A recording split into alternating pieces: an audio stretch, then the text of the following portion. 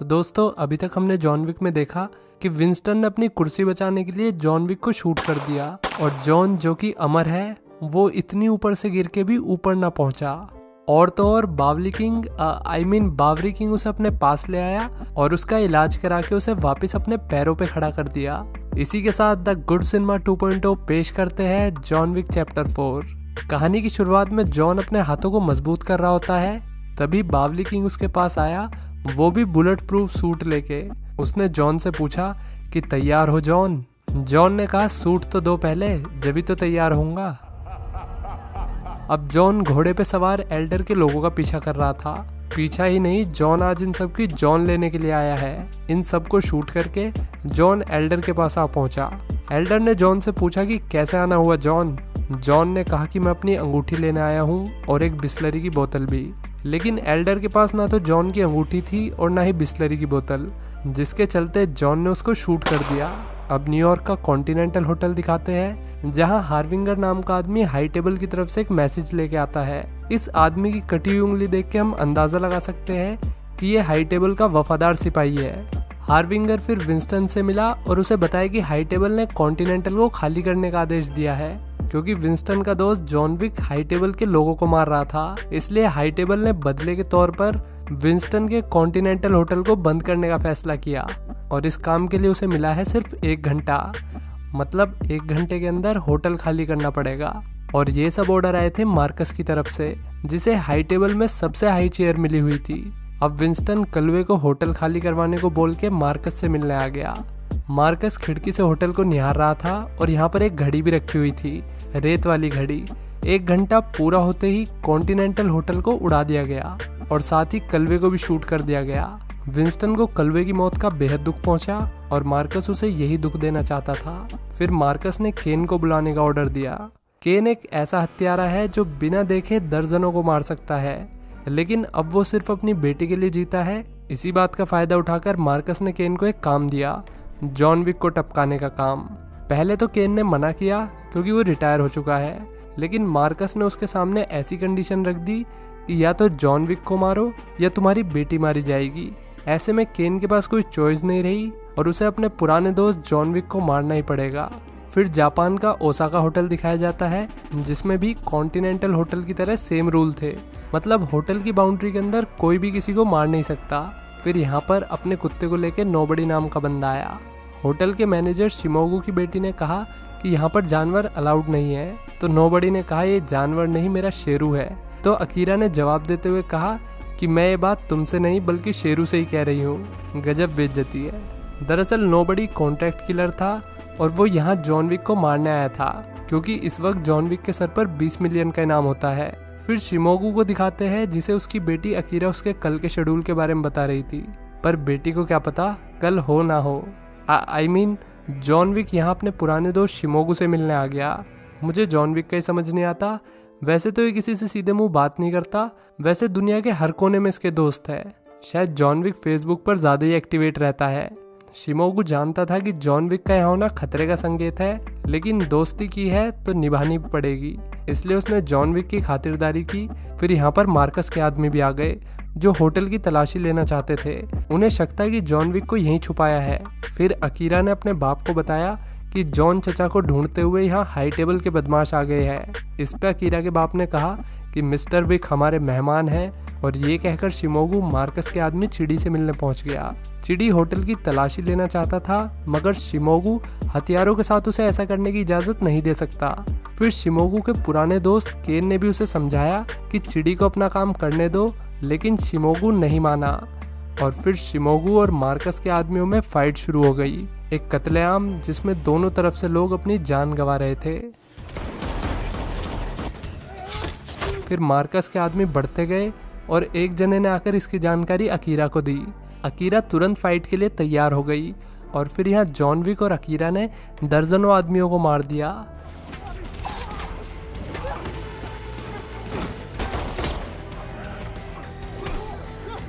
इधर जब चिड़ी के तोते उड़ने लगे तो उसने केन से मदद मांगी।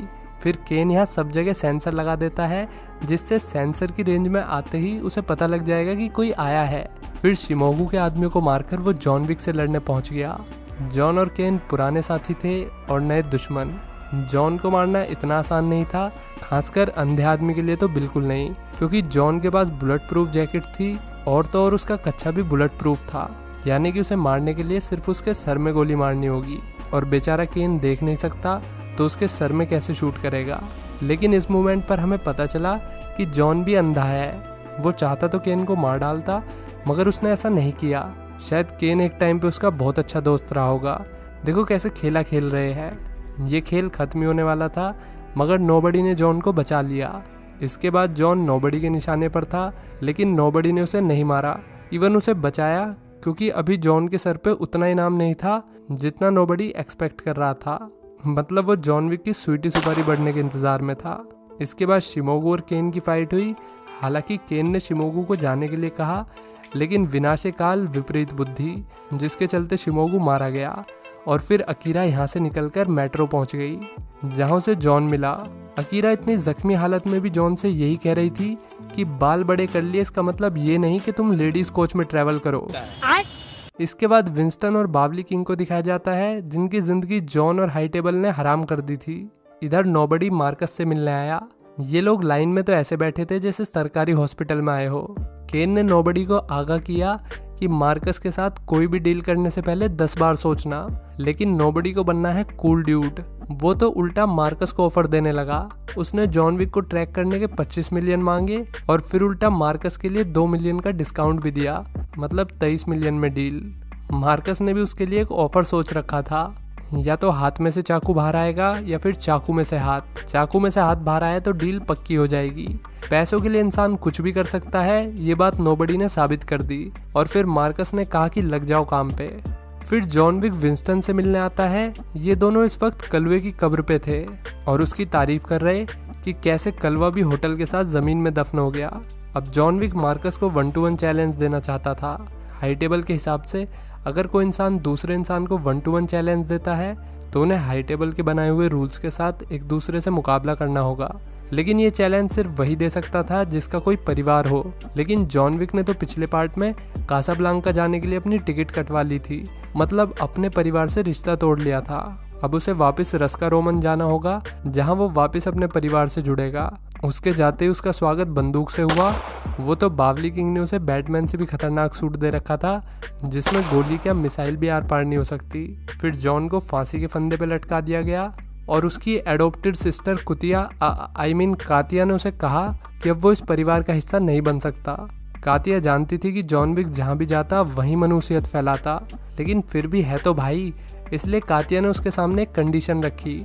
अगर उसने किला नाम के शख्स को मार दिया तो उसे वापस परिवार में शामिल कर लिया जाएगा। किला वही शख्स था जिसने कातिया के बाप को मारा था। तो अब जॉन विक किला को मारने उसके किले में पहुंच गया। यहाँ केन और नोबडी भी उसे ट्रैक करते हुए आ पहुंचे। यहाँ पर किला पत्ते खेलने के मूड में होता है। उसे क्या पता था कि थोड़ी देर बाद उसी के पत्ते बिछने वाले हैं। खैर जॉन विक पत्तों के गेम में हार रहा था, तो उसने किला पर पत्ते से हमला कर दिया और इस हमले में नोबडी और केन ने भी उसका साथ दिया। फिर जॉन यहाँ लाशें बिछाते हुए किला का पीछा करने लगा। किला को मारने के बाद फाइनली जॉन को उसके परिवार ने अपना लिया। इसके बाद विंस्टन जॉन विक का चैलेंज लेकर मार्कस के पास पहुंचा। मार्कस को लगा कि जॉन का तो परिवार ही नहीं है, तो वो चैलेंज कैसे दे सकता है। लेकिन मार्कस की बात काटते हुए विंस्टन ने उसे बताया कि अब जॉन विक का परिवार है, उसे रस्का रोमन फैमिली ने वापस अपना लिया है और हाई टेबल के रूल्स के हिसाब से तुम्हें अब जॉन का सामना करना होगा। हालांकि मार्कस को खुद लड़ने की ज़रूरत नहीं थी, बल्कि वो अपनी तरफ से किसी और को भेज सकता था और उसने इस मुकाबले के लिए केन को चुना। फिर जॉन विक ने ऑफिशियली मार्कस को इस मुकाबले के लिए ललकारा। मुकाबले की जगह तय हुई पहाड़ी वाले चर्च पर और अगर कल सुबह तक जॉन या मार्कस में से कोई वहां नहीं पहुंचा तो उसे हारा हुआ माना जाएगा और फिर उसके खिलाफ हाई टेबल मौत का फरमान निकालेगी। इसके बाद जॉन और केन चर्च में मिलते हैं। यहाँ इन्होंने भाईचारे वाली बातें करी। ना जॉन केन को मारना चाहता था और ना ही केन, पर ये ऐसी सिचुएशन में थे कि दूसरे की मौत ही अब खुद की जिंदगी बन गई थी। केन इस बात को लेकर श्योर था कि वो जॉन को मार डालेगा और जॉन भी इस बात को लेकर श्योर था कि केन को इतना पेन देगा जितना उसने कभी सपने में भी नहीं देखा होगा। खैर वो देख तो वैसे भी नहीं सकता। इसके बाद मार्कस को दिखाते हैं। मार्कस जानता था कि अगर जॉन कल तक मुकाबले वाली जगह पर पहुंच गया तो शायद केन भी मरे और वो भी। इसलिए आज रात ही जॉन की जान लेने में समझदारी थी। मार्कस ने जॉन को मरवाने के लिए 26 मिलियन की सुपारी रख दी। अब हर कोई जॉन की जान का दुश्मन बन चुका था। जॉन भी अपनी मस्त टांग 69 में बैठकर तैयार था। काफ़ी बढ़िया कार रेस के बाद जॉन एक बिल्डिंग में पहुंच गया। वहां सबको निपटाने के बाद जॉन विक की फाइट नोबडी से हुई। नोबडी को जॉन ने जिंदा छोड़ दिया, जिससे नोबडी भी अब जॉन के साथ हो गया।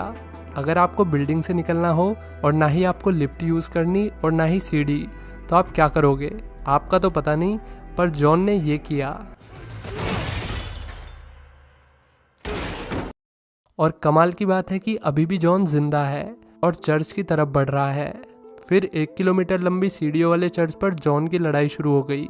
सभी बंदों को मारते हुए जॉन ऊपर बढ़ रहा था, लेकिन फिर चिड़ी की लात से वो ऐसा गिरा कि उसकी जगह कोई और होता तो उठ ही जाता। लेकिन जॉन उठा नहीं, बल्कि उठ गया। अब जॉन की मदद के लिए केन भी पहुंच गया। 2-3 मिनट के अंदर जॉन को पूरी सीढ़ी चढ़नी थी, अगर उसे मुकाबले से बाहर नहीं होना तो। और इस काम में केन ने उसकी मदद की। उसने जॉन को उठाया और फिर उसके साथ ऊपर जाने लगा। ये दोनों सबको मारते हुए फाइनली ऊपर पहुंच गए। अब ये दोनों मुकाबले के लिए तैयार थे। इन्हें पुराने जमाने की बंदूक दी गई और फिर इन्हें 40 मीटर की दूरी से एक दूसरे पे गोली चलानी थी। पहली बार में जॉन को कंधे पे गोली लगी और केन को भी। 30 मीटर से लगी गोली भी ये झेल गए, लेकिन 20 मीटर से केन ने पहले फायर कर दिया और वो भी जॉन के पेट पर, और जॉन वहीं लेट गया। इसी मौके पर मार्कस ने मुकाबले में हिस्सा ले लिया और जॉन को ख़त्म करने के लिए आगे बढ़ा। तभी विंस्टन ने उसे याद दिलाया कि जॉन ने पिछली बारी में अपनी गोली इस्तेमाल नहीं की, और तभी जॉन ने मार्कस की खोपड़ी में छेद कर दिया। इसी के साथ सांप भी मर गया और लाठी भी नहीं टूटी, लेकिन जॉन की दही ज़रूर टूट गई। वो बेचारा इतना जख्मी हो गया कि अगले सीन में बावली किंग और विंस्टन जॉन की कब्र के सामने खड़े हुए थे। उसकी कब्र उसकी बीवी हेलन के बराबर में लगाई गई। बावली ने विंस्टन से पूछा कि जॉन कहाँ पर होगा, स्वर्ग में या फिर नर्क में। विंस्टन ने कहा कि इस वक्त तो उसे कब्र में होना चाहिए, लेकिन पता नहीं वो कहाँ होगा। इस बात से हम अंदाज़ा लगा सकते हैं कि जॉन भी कभी तक मरा नहीं है, बल्कि वो तो कहीं रिटायर होके मस्त टांग 69 में घूम रहा होगा। अब जॉन के दुश्मन उसे परेशान नहीं करेंगे, क्योंकि उनकी नज़र में वो मर चुका है। कैसा लगा जॉन विक का ये 4th पार्ट? लाइक कमेंट करके बताइए, और बाकी पार्ट्स देखने के लिए आई बटन पर क्लिक करिए। अब देखते हैं आज के शाउट आउट्स। TRM शॉर्ट्स कह रहे हैं कि उन्हें एक्सप्लेन करने का तरीका बहुत बढ़िया लगा। यस इंडिया को हार्ट टचिंग लगी हाची की स्टोरी। अभिनंदन बोरा का डॉग उन्हें इग्नोर करता है, लेकिन जब वे हॉस्टल से वापस आए तो डॉग ने थोड़ा प्यार दिखाया। गोपाल भाई को रोना आ गया, राहुल को भी रोना आ गया। ब्यूटी ऑफ इस्लाम ने काफ़ी लंबा पैराग्राफ लिखा है, आप पढ़ लेना। और ये कहानी गौरव के दिल को भी छू गई। समीर का भी यही कहना है। मोहम्मद इकबाल कह रहे हैं कि मैं खाना खाते हुए आपकी वीडियो देखता हूँ। अच्छा, कौन कौन है जो खाना खाते हुए मेरी वीडियो देखते हैं? एक बार हाथ खड़े करो। तो आज के लिए इतना ही, मिलते हैं नेक्स्ट वीडियो में।